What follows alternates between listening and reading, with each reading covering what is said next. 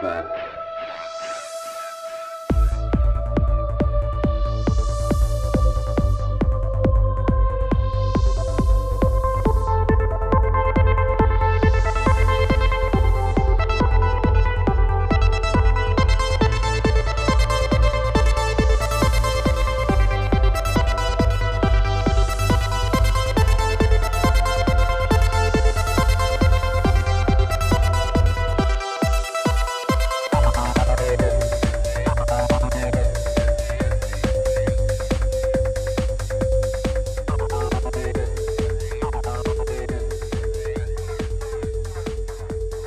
What's up? Another episode of the Ripple Effect Podcast and a great conversation for you today. Today we have a unique conversation because it's one that we've kind of glossed over a few times and we haven't really gone deep into the topic of Agenda 21 and Agenda 2030. So today we have a great guest, Marc Malone. He's the founder of American 21, an anti-globalist organization that seeks to undo the UN initiatives, and you're going to learn what that is and much more. So buckle in. It's going to be a fun and interesting podcast and slightly scary when you think about all the things that they're trying to implement. And as always, I'm going to remind you this is a value for value show. So if you get some value out of this episode or any of my episodes, please consider giving some value back. It doesn't have to be financially. If you can't financially support the show, go get yourself a hoodie, go get yourself a t-shirt, a mug. Support me by getting some merch on therippleeffectpodcast.com or the Ripple Effect Podcast merch.com, or support me on Patreon. And every month, once a month, I do a Patreon podcast with my Patreon supporters. So that's a little bit of a cool incentive to join my Patreon page. I have a PayPal account. I have a crypto wallet if you want to donate. But if you can't financially support the show, don't worry about it. Share the show, review the show, thumbs up the show, subscribe to all my channels, and that goes a long way. That's it, guys. Enjoy this podcast, and I'll talk to you guys on the next one. Peace.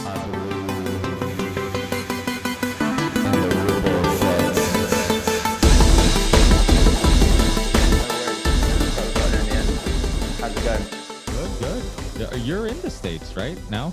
I am. So I added the flag just so people don't think I'm still in London.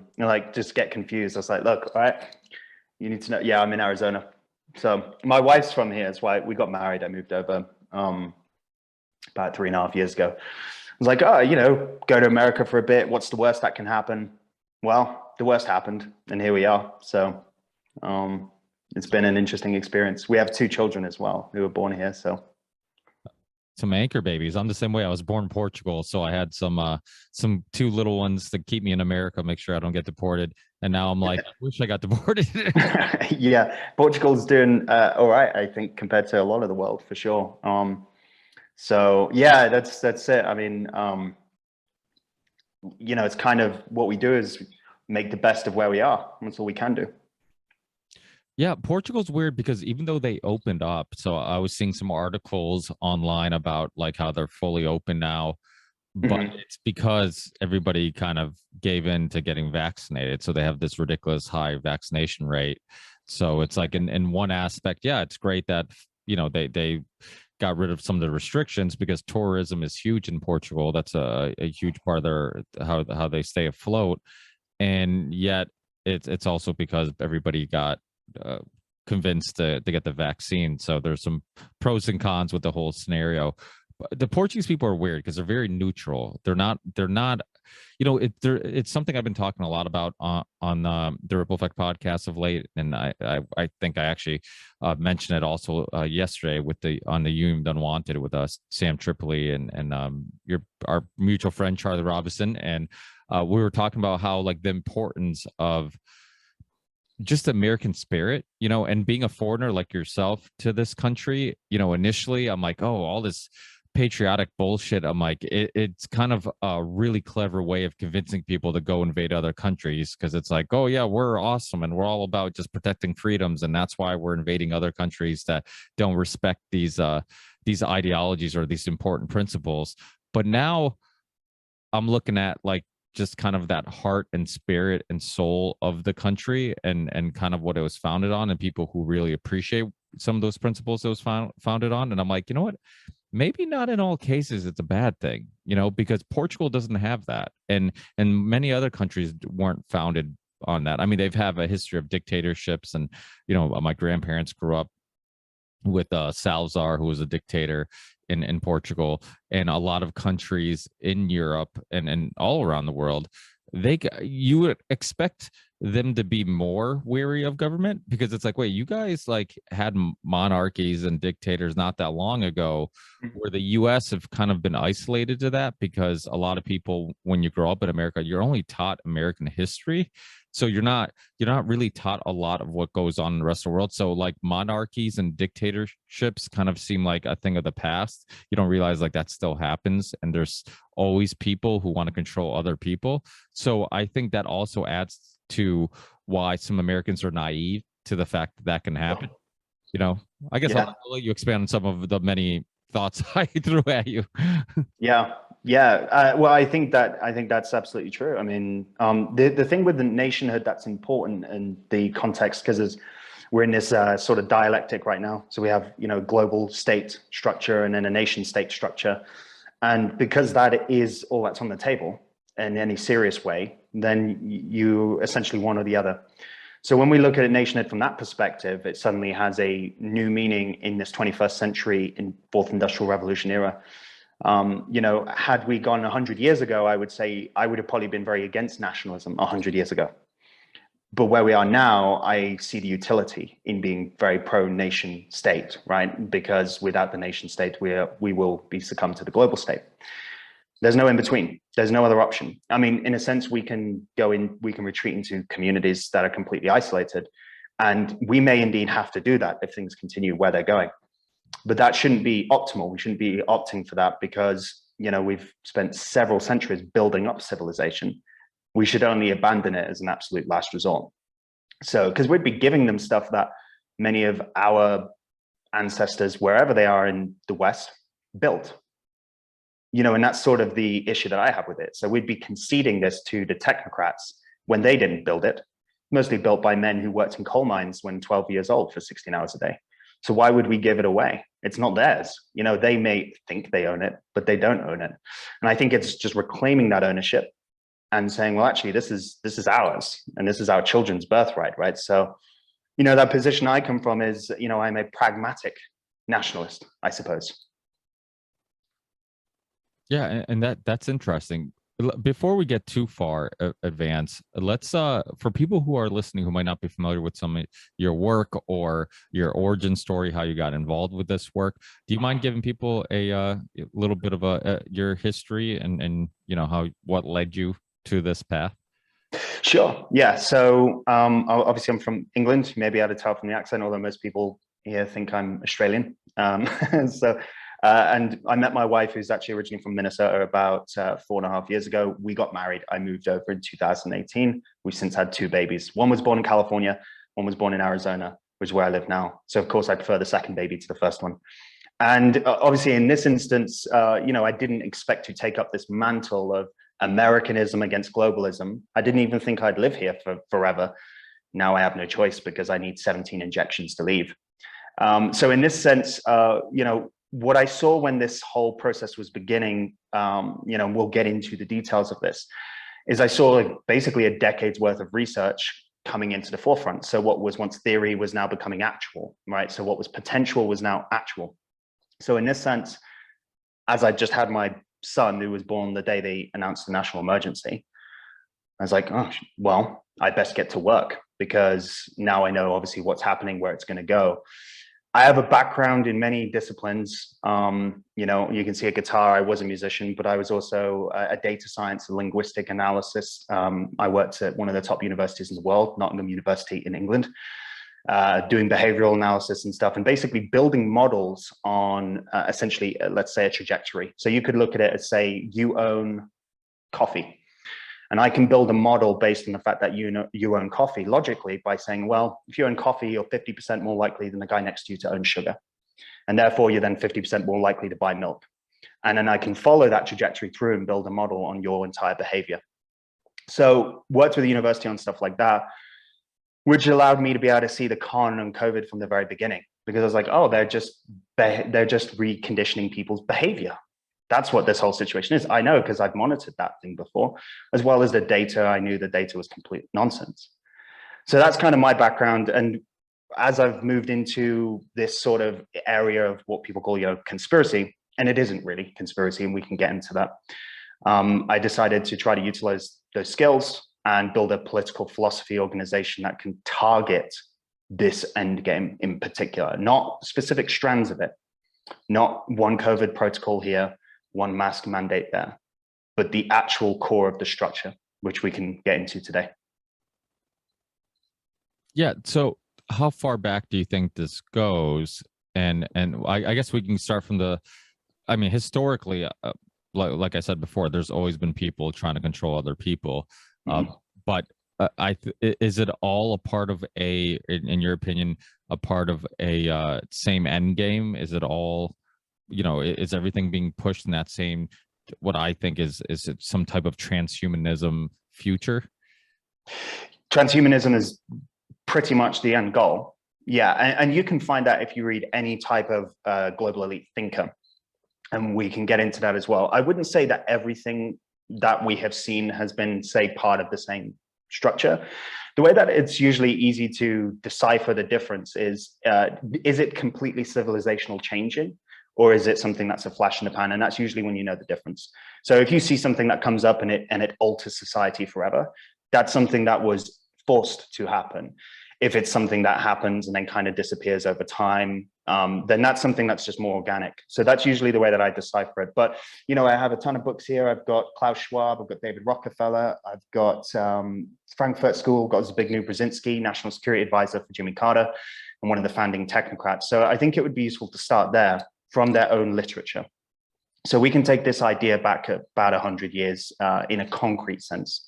I mean, you could argue that it's existed since Babylon, since the Tower of Babel and since the Bible, but really this idea is about 100 years old, and this idea is called technocracy. And often a lot of people think that we're seeing this, we're seeing a communist takeover. A lot of people will say, it's communism, baby. That's not true. There are communists, and communists are being used as the shovel to move some of the snow out of the way. But it isn't communism, it's technocracy. It's far more pernicious, far more dangerous, and far more totalitarian. And the idea was set out actually by allegedly Columbia University guys 100 years ago. So 1920s with someone like Thorstein Veblen. We go into the 1930s and it becomes more prominent. And essentially the idea of technocracy is to centralize politics, technology, science, economics, and education. So you're centralizing all systems into one system. But unlike communism, it isn't a state enforcement on that system. So it isn't, say, Stalin coming in and going, all right, guys, I'm going to force you to produce X so we can use Y for Z. It isn't like that. The systems just merge together as one totalitarian system. So we'll get into how that works now. It's pretty obvious how it works at the moment. But essentially, it's like you could think of it as a hive mind, where suddenly politics and technology and science are operating on the same ideology, the same framework. So that's what technocracy does. It isn't an enforced system like by government force, by jackboot to the throat. It is hey, if you don't do what we do, you just have no access to anything. And that's what of course, the Vax Pass and everything leads to. So essentially, I trace it back to that. So we're looking at essentially a centuries-long idea of bringing this to fruition, with the end game being transhumanism, with the end game being that. And that's very prominent in this book in particular, The Shaping the Fourth Industrial Revolution by Klaus Schwab. So that's what I would say what we're looking at. And that becomes pretty obvious when you start to see, say, Joe Biden comes out and says socialism doesn't work, right? Communism doesn't work. And that's true. And that's because they're not going for communism or socialism. And when you start to see that, and when people start to understand, then they'll start to see, oh yeah, of course, but that's not the case. I mean, Jeff Bezos, is he a communist? I mean, is Elon Musk a communist with their, hundreds of billions of dollars? No, they're technocrats. It's about centralizing the resources and the abilities to a specific group. But they can have freedom. We just can't. Yeah, I think the isms can kind of just get us fighting among ourselves about what they mean and what's good and what's bad. And at the end of the day, it's not really that relevant because, like you said, it's all about all the power, all the money, all the resources going to a small group of people and having control of all of that, and then us all being slaves to them. And so what's some of the techniques you're seeing that they're using? Because one thing that a common theme you see over and over again is trying to find moral reasons to give up our freedoms, right? It's like, we'll tax you because we're trying to save the climate, or we're give up your privacy because we're trying to track the spread of this deadly virus. What's some of the things that really caught your eye during, well, like you said, you could see the COVID thing. You can either start with COVID or even prior to COVID. Like, what caught your eye that you're like, okay, these aren't moral reasons. There's obviously something more going on. Yes. So if you'll indulge me, I'd like to try to take you through a bit of a journey so this makes a little bit more sense coherently. So politically, this begins in 1992 with something called Agenda 21. Agenda 21 was signed by 179 nations, which includes the Vatican and, of course, America, signed by George H.W. Bush. So this is really the beginning of what we see in the COVID era. That's why I want to start there. And Agenda 21 was signed essentially to save the world from climate change, right? So the idea is, look, we have to do something. So you go through the 200 pages of Agenda 21, and essentially what you'll find is this: the centralization of land, water, and air to save the world from climate change. And you think, okay, kind of makes sense, right? I mean, who doesn't want, I want to look after our land. I want to look after our water. I don't want to see the destruction of the earth. But then, of course, as you go through the 200-page document, and as you go through the key players involved, you start thinking, land, water, and air. Isn't everything on land, water, and air? Isn't your house, your business, your car, your flights, your food, everything? Suddenly, land, water, and air means the centralization of all resources on the entire planet, private, public, everything. So then this is really where you see this thing really start to take off. And of course, we've all seen the 2005 era conspiracy videos of George H.W. Bush saying, when we're successful with this new world order, and we will be, we have a real chance for the United Nations to take its peacekeeping role to its, fulfillment. Well, Agenda 21 was signed that year he said that, so it serves that purpose. So for the last 30 years, we've seen this escalation of the merging together of the public and the private, which is, again, is this technocracy. Really, that's fascism too, right? Fascism is the merging together of public and private. There are no boundaries anymore between what's yours and what's theirs. So over the last 30 years, we've seen that. We've seen hundreds of thousands of acres of farmland being taken because it's not environmentally friendly. We've seen all sorts of public land cornered off from use because it isn't environmentally friendly. And what this is of course, is just, again, a regaining control of the resources. And we'll get into that in more depth in a bit, because that's very, very important to what we're doing at America 21. So begins in 1992. And then if we get to 2015, there is a major milestone development. So Agenda 21 is the agenda for the 21st century. The whole 21st century, the whole global governance plan. Agenda 2030 comes in 2015, and they say, look, these are the major milestones we want to achieve by 2030. So of our 21st century plan, when we get to 2030, we want to see some major milestones achieved. Those things are like mandatory vaccinations, no poverty, things like that, right? So there are 17 sustainable development goals. When COVID happened, when March 2020 happened, and we saw lockdowns, and then we saw the obviously gutting out of the economy, and we saw the vaccine passports and the mandatory vaccinations coming out, it started to become clear that it was just Agenda 21 becoming public, fully public for the first time. For example, they've said things in Agenda 21 throughout the last 30 years, like they want people to work from home. They do not want people to be traveling. They don't want people to be flying. They don't want people to own property. So you start to see this restrictive measure come out publicly. So it's all linked. Now, the important thing to bear in mind here, and I wanted to return to this just when we talked about this global governance structure, I want to really reaffirm this, that it isn't a world government, it is global governance, and it is a governing structure. So what I mean by that is, again, technocracy isn't government, it's not legislative. You're not forced by government to do this thing, in a sense, right?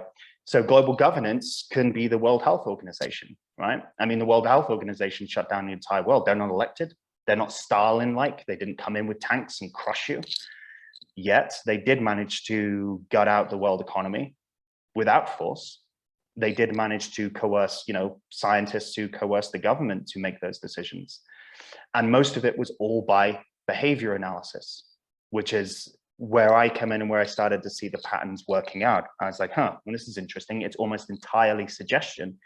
We've seen the biggest psychological operation in human history happen with barely any force. Now we're seeing force now, nearly 2 years later, but in the beginning, there was no force. Everyone was choosing to do it. They were suggested, you're going to die if you don't do this. And people chose to shut down their businesses in most cases, right? So what we're seeing is a psychological suggestion. And then once you're on that path, once you are starting to become a different human being, which by the way, only takes 60 to 90 days. So by 2-3 months in tops, you're already new human behavior, already new conditioned. So from say, let's go May, June 2020 onwards, now they can start to bring in force in more of an open way because you have now been reconditioned to this new type of behavior. And it was all through the World Health Organization's suggestions and, the John Hopkins and the London University bad data models. And that was enough for them to bring in openly this technocratic global governance structure without firing a single bullet at that point, right? And the important thing is, again, is that they're not a world government. They're not legislated. It is a global governance structure. It can be from any institution, medical, political, private, technological. So that's a really important thing. So the point is that if we look at these people, we look at like Klaus Schwab, or we look at David Rockefeller, and we look at, they have there's an end game. There's a global governance structure, right? They want control of the world. Let's just say, for argument's sake, keep it simple. Well, then there has to be something to get you from here to here, right? You can't just have the idea in abstract. You need the idea to be able to be implemented somehow. So we know the likes of Alex Jones and people have been talking about New World Order for a really long time, and David Icke, whatever. But there needs to be a way to implement it. Like there has to be a string that holds together the idea to an actual implementation, and that is Agenda 21. And everything from Agenda 2030 to the Great Reset, the COVID stuff, is all fundamentally linked to Agenda 21. That is the political implementation. That is the resource implementation. So without that, we don't really fight anything. If we're fighting, say, the Great Reset, as many people try to do, you're fighting phantoms. You're fighting something that doesn't really exist. I mean, how you can fight the Great Reset as an idea, which we should, and we do, right? But the Great Reset is just that. It's an idea, it's an ideology, it's a think tank.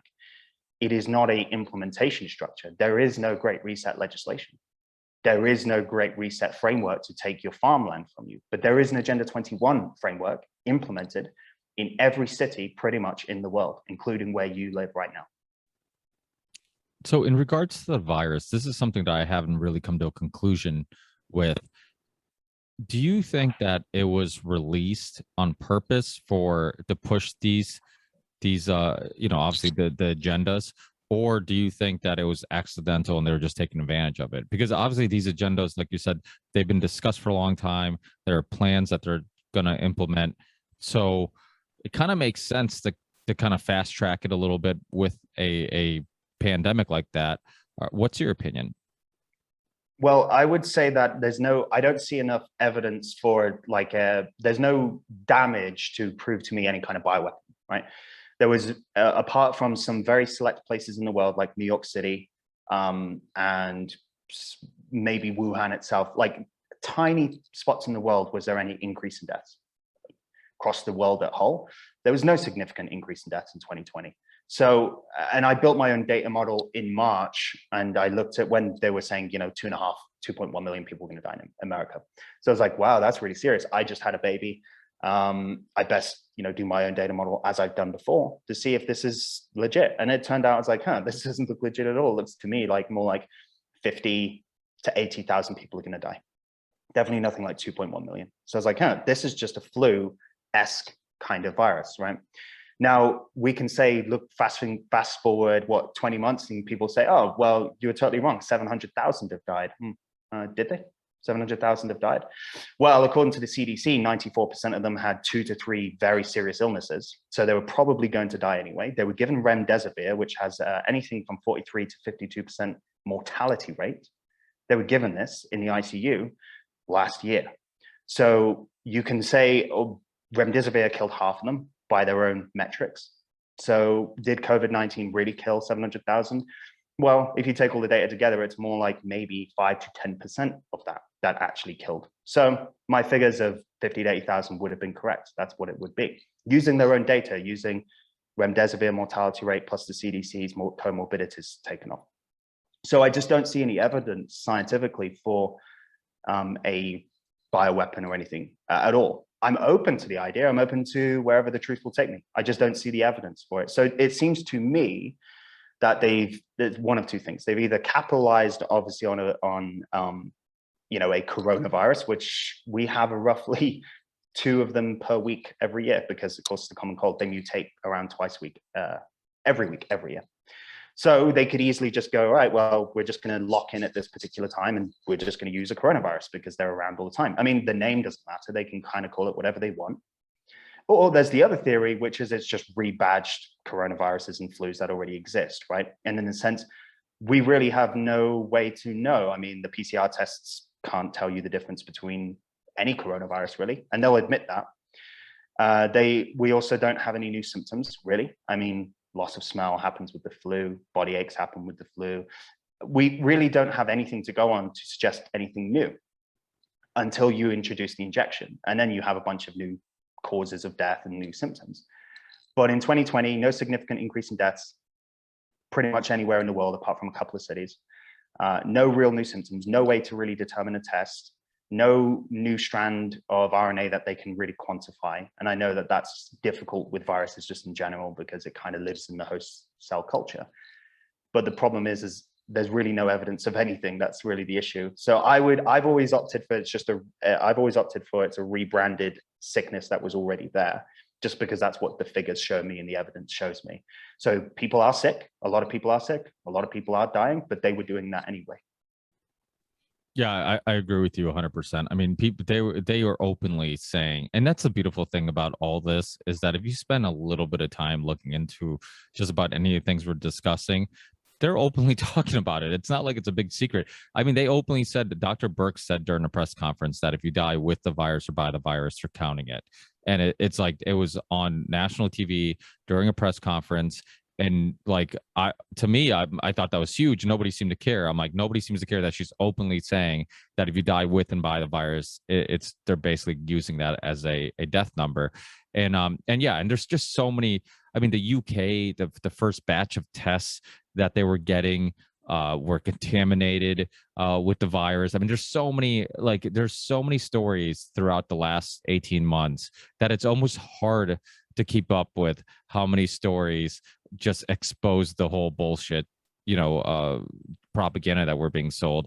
And so, yeah, well, without a doubt. And the thing is, I mean, is there a fear that it's such a big, I talked about this recently on a recent podcast about how I think one way to implement this stuff is it's small baby steps, right? They never take a huge step, because what happens is like you give up a little bit, you give up, it's like the boiling frog story. You throw the boiling or the frog in the boiling water, it jumps out. If you slowly boil it, the next thing you know, it's in boiling water and it didn't know. And that's kind of what's going on with America and probably many other countries, where we're slowly giving up a little bit. We're giving up, and everything. And what drives me nuts is a lot of people don't see the big picture. See, a lot of your research, which I love, is you're looking at the big picture. You're looking at where these things will take us, where many people just look at each specific thing as its own thing and they don't connect all the dots.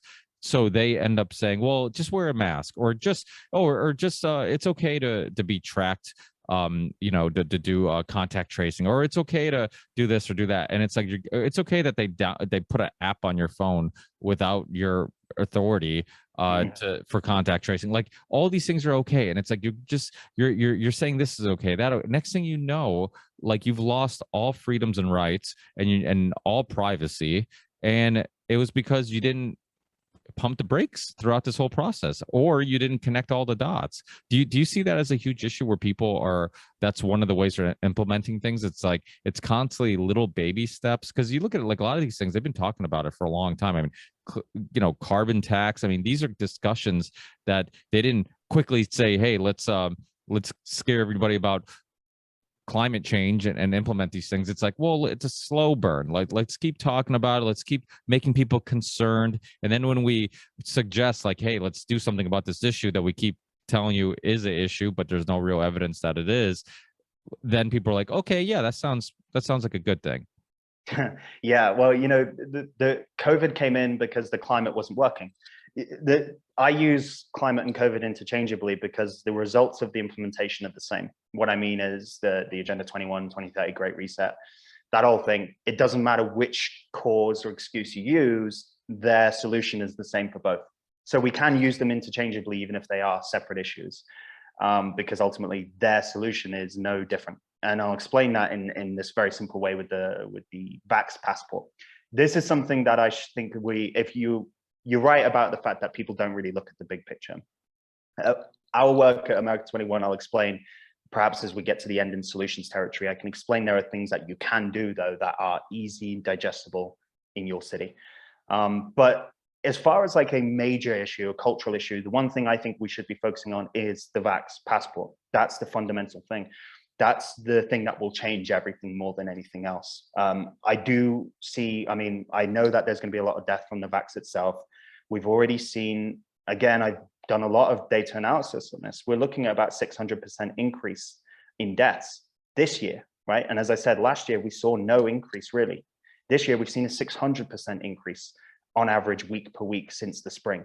What's changed? Well, only one real common denominator has changed. So a 600% increase is huge, right? That's like 3 million average deaths to 18 million average deaths in this country. Now, if you multiply that by every country, we're looking at 100 to 200 million deaths in the next 12 months. I mean, it's pretty significant if that data shows to be consistent across the world. So that's the vax, and that's very important. But I'm not a doctor. So what I can talk about is the vax passport and the system itself, which is something that I do have a lot of expertise on. And here's the issue with the vax passport in particular and how it links to everything else, right? So in this technocratic system, your healthcare, as I said, your politics. So let's say your phone, let's use that to begin with, because that's where it'll start. Your voting is in the phone. Your healthcare is in the phone. Your money is in the phone. Your ability to travel is in the phone. Your social credit system is in the phone, which right now is just called a credit score. But of course, they're already bringing out that it will be a social credit score. Everything is in this one device. Everything is right here, right? So if you do not have access to that one thing and you're not fully self-sufficient, that's far worse than the boot on the throat, right? That's in many ways, that's far more destructive than the sort of the gulag operation that we saw in the 20th century. Not that I want to diminish that, obviously. The point that I'm trying to make is that if you have a couple of billion people that are locked out from using anything, they don't last very long.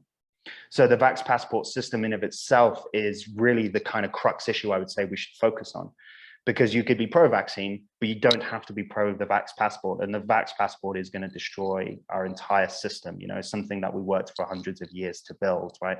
We tried to build trust so we could have freedom. And you need trust to have freedom. There is no freedom without trust, right? And this is kind of the importance, again, of social cohesion. If you can't somewhat trust that the neighbor next door isn't going to come in and rob me during the night, then I would just be sitting there with a gun all night, you know, just waiting for someone. That trust is critical for freedom. If I want to live a free life, I need to somewhat trust the people around me to do so. This vax passport essentially is going to destroy all of that. And it's going to destroy it for the vaxxed and the unvaxxed. It's not just going to destroy it for us. They're never going to get back what they want to get back. So I'd say if we wanted to focus on one specific thing, you know, for quote normies, as people say, then I would say that's the one. More broadly, I do want to point out when it comes to the sort of climate COVID concoction that we see, right? So as I said, it's all sort of linked there. We are going to see the same implementation regardless. And as you see already, you may notice in the media, they're already kind of starting to bring out more climate change again. And I said they were going to do that a year ago. They have to, because the whole agenda sits on climate change ultimately. So I do see that, say, maybe a year, 2 years from now, once the vax trials are complete and people start to see what damage it's done, they will flip the script back to climate change for the remainder of the decade being the primary narrative. And in that sense, it's the same problem as COVID. You know, it's there are all sorts of records showing that most scientists do not agree. You know, they always put out all of this data saying, oh, 97% of scientists agree climate disasters on the way. That's based on John Cook University, 11,944 papers they used, scientific papers at John Cook University in Queensland. And they said, oh, 97% of scientists agree climate change catastrophes on the way. No, 97% of scientists gave an opinion. Only a third of that 97% think that carbon dioxide is partly causing climate change. 2/3 of scientists had no opinion. So the majority of scientists actually don't agree. Majority of scientists don't know what's happening and aren't really particularly bothered by it, right? So that's their own data that they cite. That's a lie. Yale University said that we don't have enough carbon dioxide. I think we have 400 parts per million in the atmosphere right now. If we go down to 150 parts per million in the atmosphere, plant life itself would actually start to become extinct, according to their research, right? They need the carbon dioxide to live.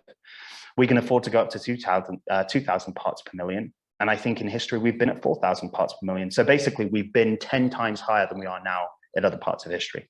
The reason that is important, because while the COVID thing is much more important right now for us, and the vax passport being the critical gateway to all of that stuff, from a political, economic perspective, it all really rests on that climate lie as well. And it is exactly that, right? So it's the same thing. They're saying to you, all the doctors agree. And I've listened to your show, you had Dr. Robert Malone on, right? And that's a great example. So they say, hey, all the doctors agree on COVID-19 protocols. And it's like, no, they don't. I've listened to loads of them that don't agree. And it's the same with the climate change, right? It's like, all the scientists agree. And it's like, no, they don't. So I guess for us, the issue is, how are we going to get this communication into more useful places in our society while we still have time, you know? And I think the vax passport is a critical gateway, because that would become the social credit system that China has, right? And, you know, I was talking about technocracy, and Zbigniew Brzezinski, I mentioned, National Security Advisor for Jimmy Carter. He actually set up with David Rockefeller China as a capitalist, quote unquote, system. So it was him and Rockefeller that actually set China up to be a technocracy on purpose. It was the petri dish. And if they could make it work in China, they would export it to the rest of the world. And now you start to see where the COVID narrative being in Chinese, quote, origin is really important. Because what they've done since March of 2020, which they had in these books, David Rockefeller's book right here, and Zbigniew Brzezinski's book right here, The Grand Chessboard is a good one. They've been trying to make the West like China since 1973, essentially. And March 2020 was the big catalyst, the big turning point, where we actually started to become like China. Because they said, of course, hey, look, China beat COVID-19 through lockdowns, centralization of control, you know, just by destroying independent business and, you know, nothing huge. So we have to follow China's model. So suddenly that's where you start to see these links, right? These links kind of go through technocracy, Agenda 21, and the Great Reset and COVID, because it's the same players, the same key players. And what this has been fundamental in doing is turning us into a Chinese style system, social credit system, capitalism for thee, but not for me, right? And restriction of movement. And that is going to continue up till 2030 until this is complete, if we don't put the brakes on. So we both have little ones. I have a 6-year-old and a 5-year-old, and you know, obviously what's happened in 2020. I mean, I've already spent a lot of time thinking about what the future might look like for them, but now it's like, it's right around the corner if somebody doesn't put a stop to it. I mean, what do they want for the future of our children? Like a genderless, like humans that just, you know, total recall style. You sit down and you just hooked up to a headset, you know, Black Mirror style type of future that people are just completely okay and living in some virtual reality or not even knowing what reality is. And I mean, it almost seems like it. It almost seems like they're telling us like, this planet is full of, or this reality is full of viruses that can kill you. So be afraid, wear a mask, get vaccinated. You know, you have to get vaccinated constantly over and over again. You know, just make this reality seem so bad. Full of, you know, they tell us that it's full of racist people and people who don't like, you know, don't like you for whoever you want to be.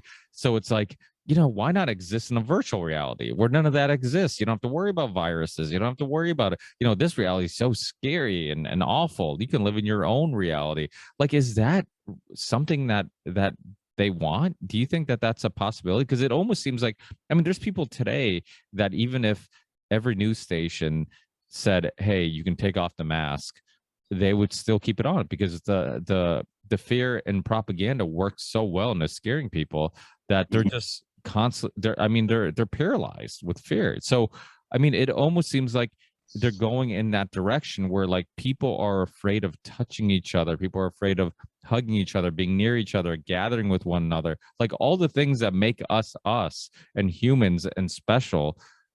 Like it's almost like they're taking that away and want us to desire some other type of living. Is that making sense to you?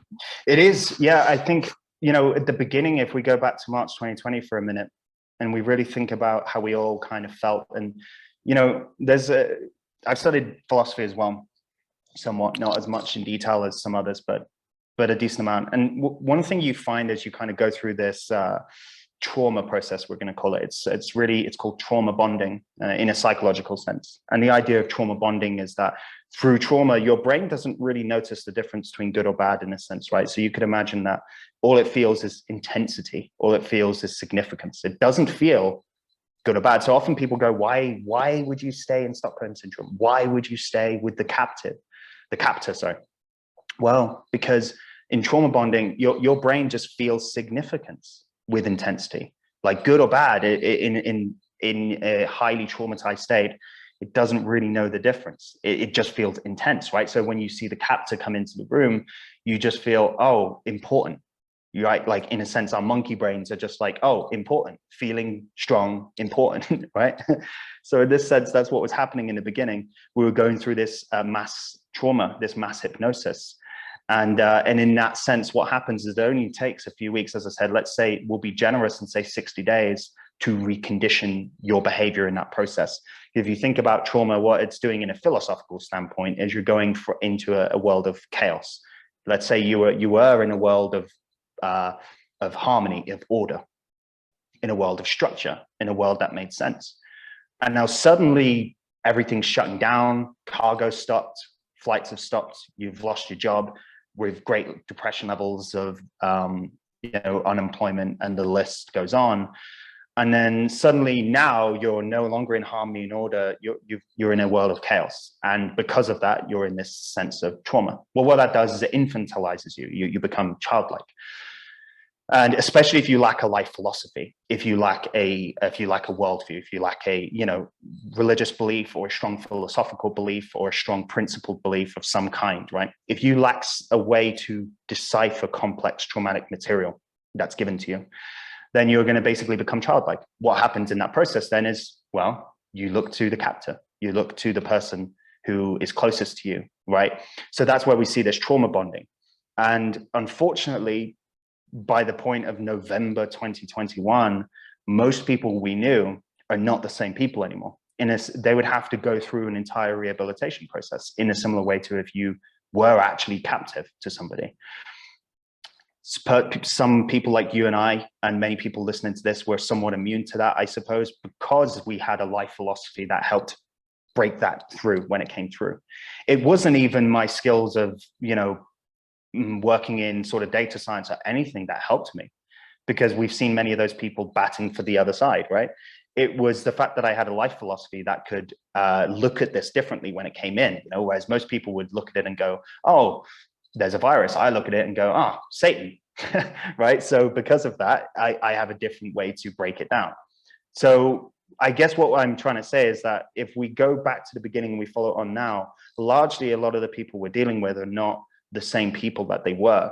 So there are a few strategies we may have to take to speak to them differently. And one of the things that I found to be quite useful to try to kind of break someone out of a cult-like mentality, the first and most important is to lead by example.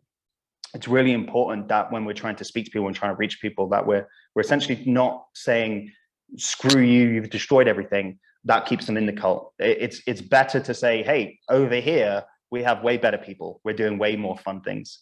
And we are, right? I mean, think about how interesting the conversations are that we get to have and all the cool people we get to meet. And the fact that our life is so much more invigorated with purpose than it was before, and yet theirs aren't, right? Like life really is better on our side in a lot of ways. So we're trying to reach out to them and say, but don't worry, you know, you don't have to stay there. We have a place for you too. You're welcome to join us, no matter how late it is, no matter what's happened before. You know, you have a place in our side, and that's one way we can really bring people through. And then you can start to red pill them on some of this stuff, like you know, the Great Reset and the COVID protocols and everything that's becoming. But I feel like until they've at least opened up to coming a little over to our side, it's really better just to focus on people that you know you can already reach. So in this case, it would be like the 20% of the population that are like us, and building solutions around that group.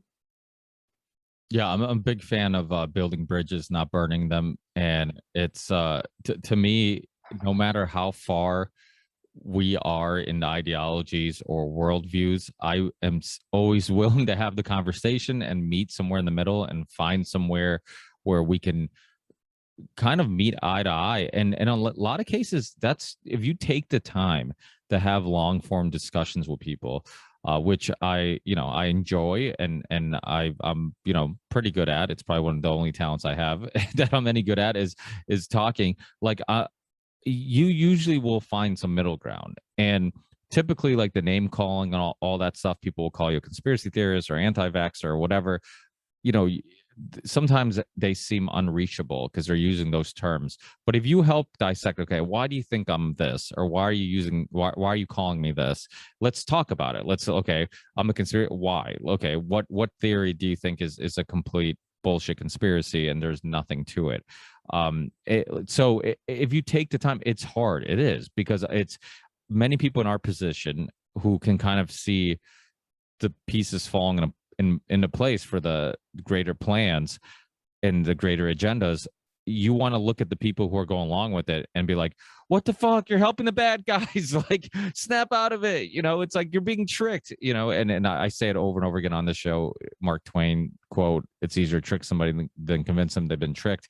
And it's one of those things I have to keep reminding myself, like, it's your first reaction when somebody tells you, hey, you have it all wrong, is to defend your position. It's like, no, I don't have it all wrong. What are you talking about? You know, so that's your first reaction. And you have to kind of find a way to discuss these issues with people where their ego doesn't get in the way, or they don't feel like you're making them look dumb, or like, you know, like, oh, I know something you don't know, you know, that type of thing. And I think it can be a turnoff, because like you said, we need to get everybody on the same team, because we are on the same team. It is us against them. It's not, you know, the divide and conquer tactics they use work, and we end up focusing so much of our attention on little disagreements we might have, when a lot of those little disagreements aren't really relevant in regards to the greater picture. That's why even people in the alternative media community, like, I am not a fan of anybody who turns on other people in the alternative media community. Like, I've had guests on where they're like, you know, I don't like this guy because I think he's full of shit. I'm like, well, like, you might disagree with some of his philosophies or, like, you know, worldviews, but he's on the same team because he's still trying to expose the same people we're trying to expose. Like, we can have these disagreements, but spending a lot of energy, like, calling out people that might have good intentions, but you might disagree with on a specific issue. Like, I feel like that's a useless waste of time. And right. So to me, it's you know, it's really important to kind of convince people and remind people that, like, we're all on the same team. We're on team human, team humanity, team you know, freedom, you know, for a lack of a better word. It's really important. And I know you talked about solutions. What are things we can do to put you know, to pump the brakes and maybe slow this down? Yeah, so it might be helpful if I give my America 21's unique selling proposition first. And what I mean by the unique selling proposition is that what I've done that's perhaps I've never seen done before. And it's really simple to break down, which is there are a lot of people that have talked about this greater agenda, which we've been talking about, to be honest, for like the last hour, right? But normally what I try to do, which is unique, is specificity. And in this sense, what I mean is I've actually found the specific organizations from top to bottom that implement this New World Order framework. And that's really, really important because I've never seen that anywhere before. And that's why I put it together. In fact, I have it on the wall over there. I wonder if I can probably show your listeners. You can see the wall and all the paper next to my punching bag. You guys can see it. So there's that's the entire global governance breakdown. What I mean by that is every organization that is involved in this from top to bottom, all completely legit, all completely legal, all completely verifiable. There is not a single thing in every part of that agenda that is conjecture, that is my opinion at all. So basically what this is we have the Agenda 2030 framework, then we have the United Nations. Underneath the United Nations, we have the United Nations for Convention on Climate Change. We then have the Intergovernmental Panel on Climate Change. So this is like, say, Joe Biden, Boris Johnson, they lock in here, third step down. Then you have the New Urban Agenda, which is to restructure cities and restructure the global society. This is for basically moving people out of rural areas, taking back the land and putting you in a major city because it's good for the environment. This is part of the plan for the next decade, by the way. And I would like to explain the dire consequences if we allow that to go through. So this is an important part. They want you to lose your property. I mean, lockdown certainly are going to be expediting that. They can then take the property back and then they can put you in a major city, major popular area. And this would be called a mega region, a smart city. Then we go another layer beneath that. We have the United Cities and local governments. So these are basically people that are NGOs that work all over the world. So they work here in Phoenix, they work in Los Angeles, they work in New York, they work in London, they work in Barcelona, they work in Lisbon, they work everywhere. They basically coerce your local mayor, your local city council to go, hey, you should adopt some of these climate policies per Agenda 21 and 2030 by the UN's convention. And they may say, yes, that's great, give me the money and we'll implement the framework. Or they may say no, and then they'll say, okay, we'll go to the next step. And the next step is where we arrive into specific US organizations. These are called councils of governments and metropolitan planning organizations. These are not elected by your city or county elections, but they will say to your city council and your mayor, if he doesn't go along with the NGO from the UN, they'll say, well, we're not giving you any of your federal tax money then. And then they go, well, I really need that federal tax money to pay for my schools, to pay for my roads. So I either have a choice of going along with annexing my state and my nation and giving away the land, or having no money and then getting out of a job next term, next election. So what are they going to pick? Almost always, of course, they pick, oh, well, I want to stay in my job. So councils of governments, metropolitan planning organizations, American organizations, but unelected, breaking the constitutional oath, by the way, implement that on the UN NGO's behalf. Then it's implemented in the city council. And that's how it works from top to bottom. So there is a very specified organizational flowchart, which I built, which is on the website, by the way, you can find. And it details out how this exactly works, from the David Rockefeller all the way through the UN, all the way down to your city hall, right? So I wanted to explain the problem accurately so I can explain the solution. So I was invited to do a presentation about this at the GOP convention in Montana. So I did that in June. So I spoke to a bunch of Republican politicians in Montana. Surprisingly, most of them were very open-minded. There were a couple that thought it was crazy, obviously, but most of them were receptive. And I've been working with a chap called Tim Stark, who actually works for the Yellowstone. He's chairman of the Yellowstone County Republicans. I'm not into politics, and my opinions are very unfiltered. I'm not trying to make friends. I'm trying to save a home for my children, who right now are 1.5 years and 4 months old, right? So, you know, because often people go, wow, why would you work with the enemy? I'm like, if they want to work with me, then I will work with them, because, you know, our children are going to become slaves in the system. You know what I mean? It's like they put 1.5 billion people into poverty over the last year. 40% of businesses that shut down never reopened. 600% increases of deaths because of the injection. like what, 300 million people put into famine because of lockdowns, not to mention the transhumanist stuff. Like, do I have to go on? Like, this is really serious. People keep saying to me like, well, you shouldn't do this, you shouldn't do that. I'm like, you're not taking the problem very seriously, I don't think. You need to understand how serious it is. I will work with whoever will work to get this solution done, to make sure that my children can have a fucking future. In this case, I worked with Tim Stark in Montana, and he was really helpful, and he really loves America and, you know, wants us to be free. So in this sense, I did the presentation, broke down what we got to see, which is great. So here's some solutions, and here's some things you can do as well. But on a kind of meta level, we did see the governor of Montana just 3 weeks later end their climate membership, which was huge. So that was one big win we got just from doing the presentation, which helped a lot. We also saw them introduce a ban on mandatory vaccinations.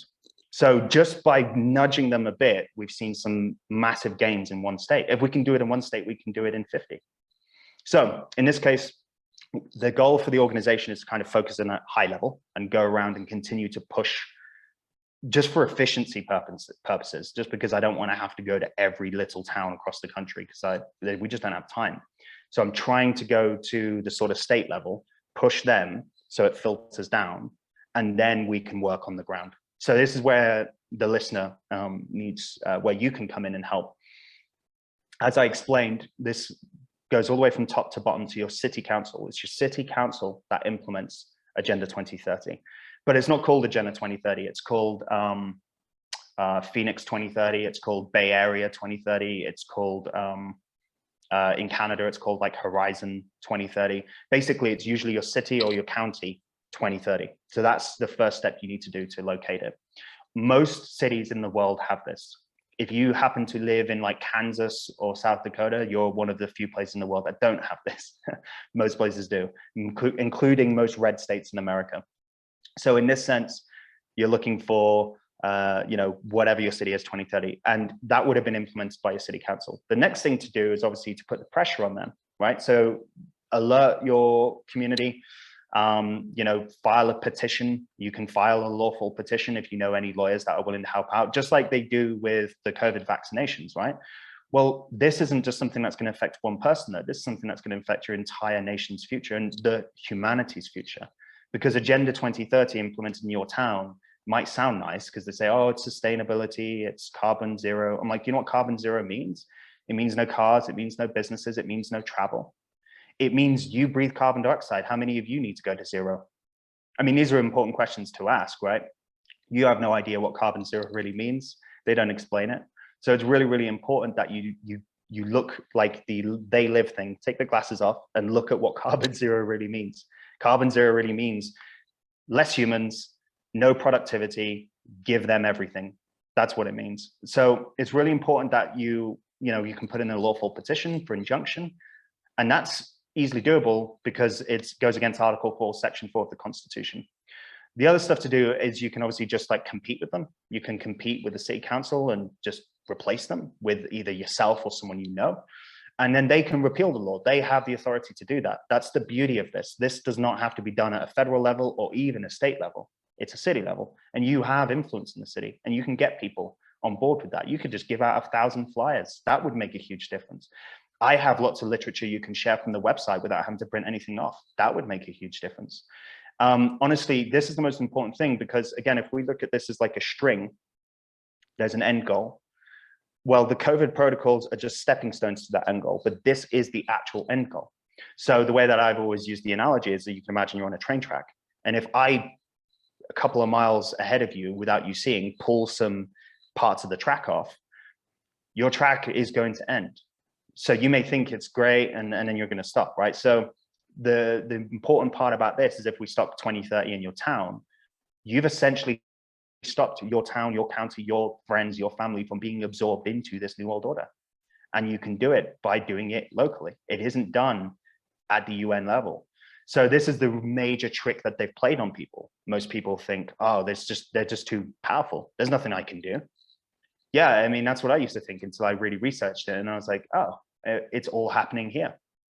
And they do this everywhere across the world. So the whole idea is by implementing this locally everywhere, they make every city in the world a city-state of this global governance structure. And you could imagine it like ancient Rome or something, right? The feudal system where you had city-states across Rome. It's a return to that, except it's a global kingdom in this sense. So what I would say is, if you can save your town from this by just getting your council to repeal it, which it has been done and is possible, you have absolved yourselves from this new world order in where you live. And that, if that isn't something cool to do, I don't know what is. No, that's awesome. Yeah. So when these cities or towns get these regulations or these future plans, who's handing them to the cities and towns? Like, how do they get deep into the state and into the get to the local government? Like, who's pushing directly these plans? Because so you have obviously like the fourth industrial revolution and obviously the World Economic Forum's perspective on how the world should work, but who ends up in the government or some nonprofit organization or think tank that ends up pushing these ideas all the way to our local government? How does it get into their hands? Who's writing the language? Who's deciding what exactly they're doing? I mean, it depends which level you're thinking of, right? I mean, if we really go deep down the rabbit hole, the language is really written by the technocrats, by the Klaus Schwabs, by the David Rock. I mean, Rockefeller's even above Schwab, right? But those are the people that are really writing the language, right? Through this fourth industrial revolution, through Zbigniew Brzezinski's grand chessboard. These are the guys really writing it. But, from that is a correlation, not a causation in a sense, right? So we can't really, I can say, hey, look, all the evidence is here because it is, but that's not a legal case. We can't make a political case, but we can with the structure that I outlined. That's all quantifiable, which is why I have it on the website. They're really looking at the new urban agenda. So this comes beneath the, let's say you get your Joe Bidens, your Boris Johnsons, they go over to the climate summits, they go over to the UN, they sign these documents, right? But they're non-binding documents.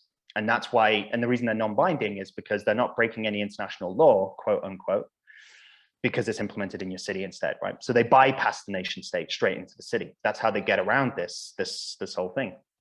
It's genius, really. I mean, you have to give the devil his due. They've managed to go all the way around and go straight to the city level, which is just, it's kind of phenomenal. So anyway, UCLG, United Cities and Local Governments, I said, that's, I guess, that and the New Urban Agenda are the major NGOs that are involved in this. The New Urban Agenda wants to break up the United States into 11 mega regions, which I have a map of on the website, take everyone out of the rural areas and put them in major population centers. These would be called smart regions, smart cities. Bill Gates, by the way, started the first smart region in Arizona, 2017, and is building one as we speak. So that's the land aspect. And through the metropolitan planning organization, so these deal with zoning in your town, right?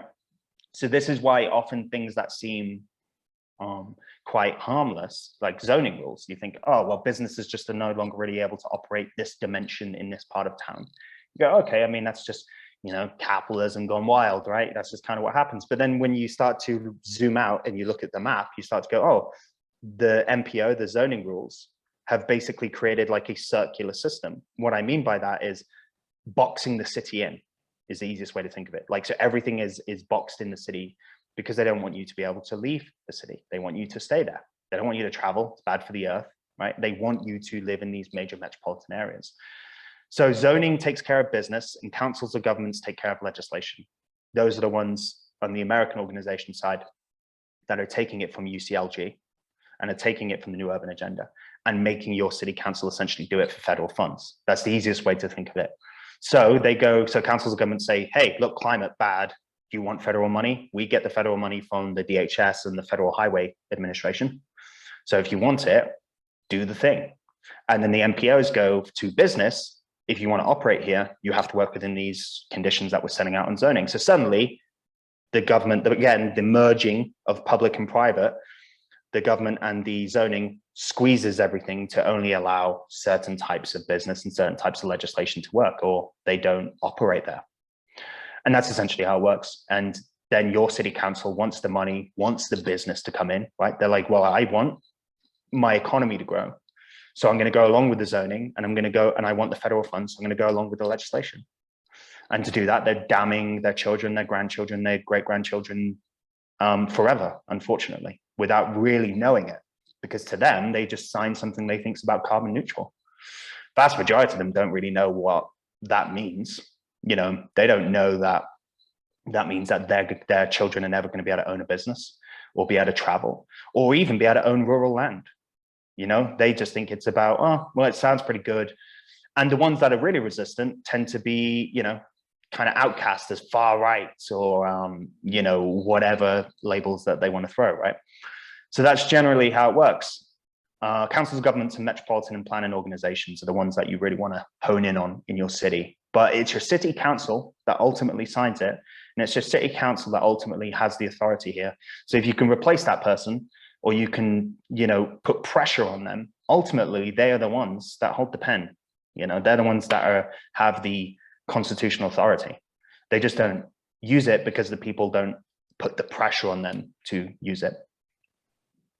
Yeah, that's good to know. Yeah, people need to get involved locally more than ever because there's so much that's going on locally and things are being implemented that we keep so much of our focus on international news or what's going on nationally in whatever specific country you live in, that you don't realize like some of this shit is being implemented like, you know, in your city, in your town. So it's really important to get involved and keep your eyes open and like you said, just be active locally, because that's where you can really create a drastic and a much quicker change. For people listening who want to check out your social media accounts, your website, what's all the best places to connect with you? So you can find me on Telegram, Facebook, and YouTube. I don't really use them all that much, to be honest. I spend most of my time working on, I guess, content for the website and doing some interviews and stuff. But you can find me on there and at least connect with me. My name, Marc Malone, Mark with a C. But the best place is, if you actually really want to, you know, read this stuff, learn it, and implement it, is obviously go to the website, which is America21century.com. There's a how it works page. There's a local activism page. Those two will probably be enough of what you need. But if you want to do a deep dive, I have a 14,000 word thesis on there as well, which also has an audiobook version, by the way. So you can just listen to it, which details out this in more detail and from a more of a political philosophy perspective, political science perspective, I suppose, and going into the philosophy of what it is and what we need to do on a more meta level. So you can read or listen to that if you're interested in that kind of thing. But how it works in local activism will give you most of what you need to know on the website. And yeah, stay in touch. We all need to stay in touch, obviously, at this point. We all need to, you know, I make jokes about certain types of, like, I always like to make fun of Alex Jones, for example, but, you know, in a serious way, you know, we really are all in this together, because it's, you know, we're either going to get through it or we're not. And the best thing that we can do is work towards actionable solutions. So it is important we stay in touch, you know, and if the bell hasn't rung yet, there's still time, you know, we still have a few more rounds in us left. Yeah, no, absolutely. If anything, I think the tide is shifting in our direction, where you're starting to see more and more people wake up, more and more people. I'm like you, I'm politically homeless and a political atheist. I don't really care much about politics. I like to look at ideas and see what makes the most sense. And really, I don't care what team is defending those ideas or for or against those ideas. It's just, to me, that's not really important. It's about what ideas make the most sense. So it's, you know, people just need to come together and realize that we are all in this together. If not, we'll all be in this suffering together. So it's really important to kind of bring people together and find that middle ground. And really, like you said, even people like Alex Jones, which I know a lot of us in the alternative media community like to make fun of, because well, honestly, it's because it's easy, because he does give us a lot of things that are humorous. but he also is a big part in red pilling a lot of people. A lot. You look at some of his James Corbett's first interviews were on like Alex Jones and so many other great researchers, and he's really interviewed a lot of people, done a lot of great documentaries that have really helped wake up a lot of people. So yeah, I mean, we're all contributing, we're all in this together, and hopefully people reach out, hopefully people listen to your advice about staying active and staying aware of what's going on locally, and hopefully we have you on a Union of Unwanted in the near future. We gotta get you on one of those, because I don't think you've been on one yet. And so we'll definitely in Agenda 21 and kind of those topics related to that's not a topic that we've done a show on yet. So once we decide to do one on that, I'll definitely keep you in the loop and have you join us and hang out with a bunch of other researchers, and a lot of networking happens on that show, which is another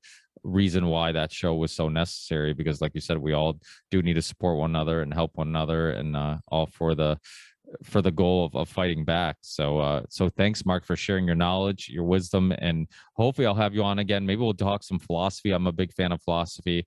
Unlike yourself, I haven't done probably as much in-depth research and studying of the topic, but it's something that I think is so necessary in regards to just questioning everything. People who are fascinated with philosophy and done some research and reading of it, different philosophers, one thing that we all love and we all have in common is that we all enjoy just asking questions and completely content with maybe not even having any answers to those questions, but exploring answers. And I think those type of people usually are similar to us, where we are the first ones that ask questions about the mainstream narrative or what's going on in the world. And I think why is it's a question we should all be asking, just constantly be asking why, and go down those rabbit holes. So hopefully we talk again. And you look great for somebody who has such little kids. I mean, I'm like, wait, there's no way his kids are that young. I'm like, you don't have any bags under your eyes. You look like you like that. How are you? I mean, I don't feel, I feel like shit, to be honest, but if I don't look like it, I definitely feel like it.